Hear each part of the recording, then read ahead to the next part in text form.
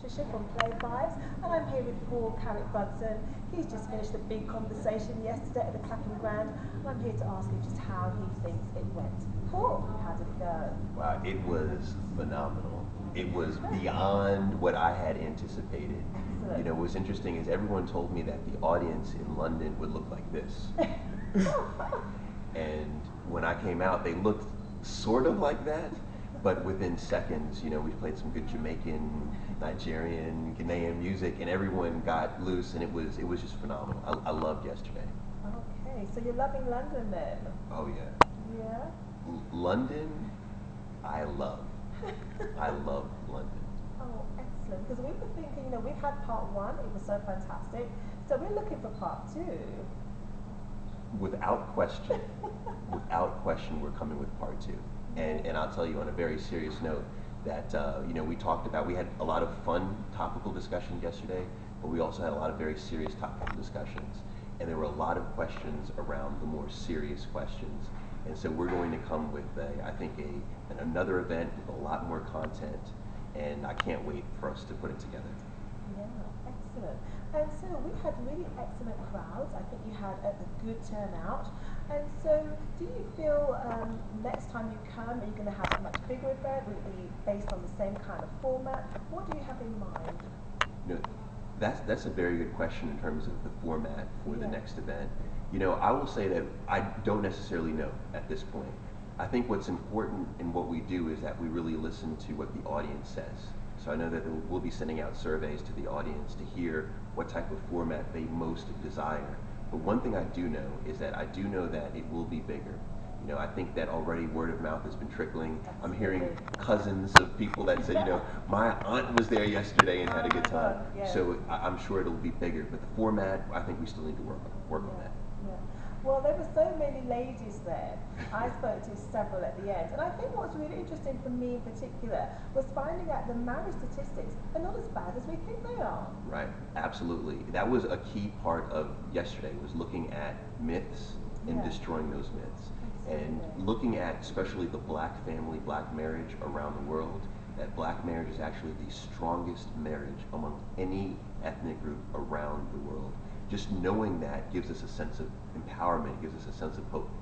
Indeed. I always wonder, I mean, not wanting to be a conspiracist, but you do wonder why we have such bad press.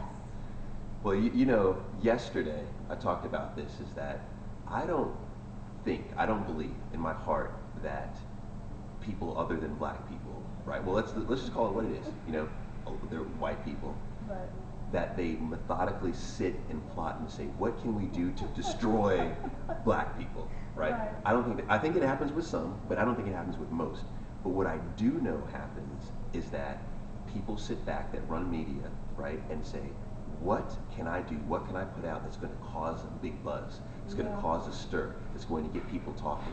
And anytime you put something black and negative together, we cause a stir.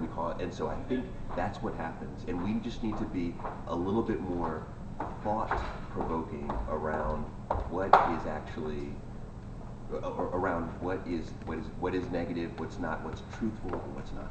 Yeah. And I think it was really useful to have those figures in front of us, because I think as black people, we often buy into the very bad press about ourselves. Sure. Why are we so quick to buy into it? Sure. Well, you know, we all are around the world. It was made noted yesterday. I thought it was really good. I think Tim Campbell said this on the panel, that every ethnic group, every country has issues.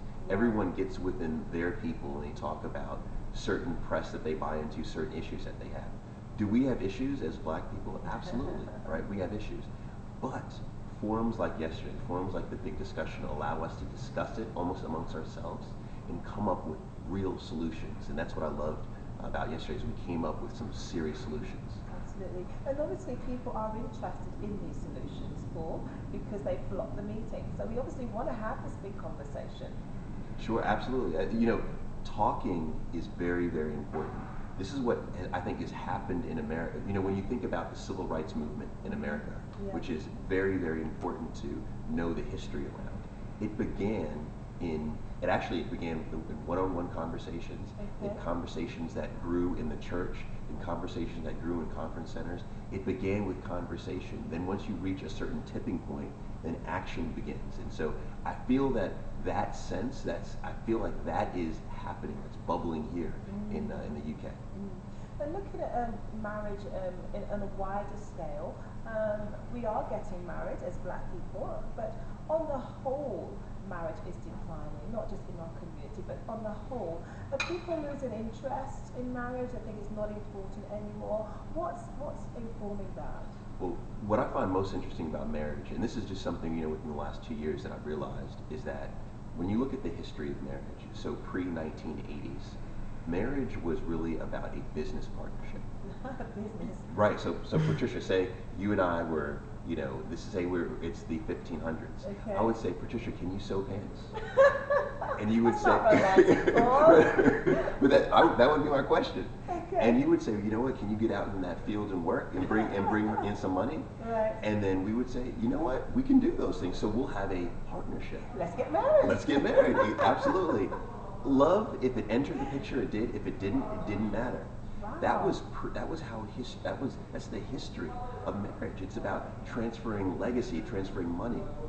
Since the 1980s, right, things have changed. And there are many reasons why it's changed, but things have changed.